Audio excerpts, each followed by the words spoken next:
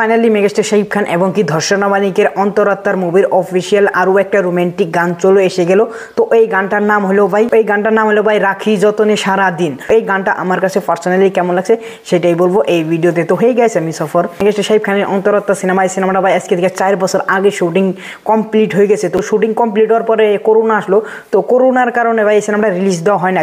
তো এখন ফাইনালি 2025 এই ঈদের মধ্যে অন্তরাত্মা সিনেমাটা রিলিজ পাবে। তো এই সিনেমাটার ট্রেলার টিজার গান একটা চলে এসে গেছে, অলরেডি 3টা কন্টেন্ট চলে এসে গেছে। তো ফাইনালি আরো একটা গান আজকে চলে এসে গেল। তো এই গানটা এক কথায় যদি বলি, এই গানটা ভাই একটা স্মৃতি মধুর গান, শুনতে ভাই অনেকটাই নর্মাল।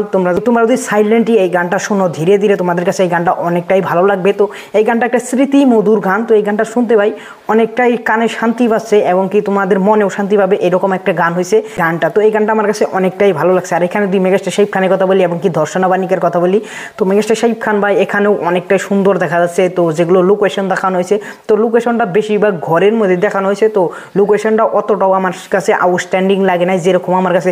তো অন্তরাত্মার এর আগে আরও একটা গান ছিল যে অন্তরাত্মার টাইটেল ট্র্যাক, ওইটার মধ্যে ভাই যেভাবে মেগাস্টার শাকিব খান এবং কি লোকেশন দেখাইছিল, তো ওই রকম আমার কাছে এই গানটার মধ্যে লাগে না। তো এখানে ধর্ষণা বানিককে অনেকটা সুন্দর দেখা যাচ্ছে এবং কি মেগাস্টার শাকিব খানকে অনেক সুন্দর দেখা যাচ্ছে। তো তাদের মাঝে যেভাবে কেমিস্ট্রি এবং কি তাদের মাঝে লাভ স্টোরি কিভাবে বিল্ড আপ হয়, সো এই গানের মধ্যে সেটা আমাদেরকে তুলে ধরেছে। তো ওভারঅল এই গানটা একটা স্মৃতিমধুর গান। এই গানটা একবার বিলো দা এভারেজও গান না, এই গানটা একবারে নেক্সট লেভেলের একটা গান না। তো এই গানটা একটা এভারেজ গান, এই গানটা শোনার মতন একটা গান হয়েছে।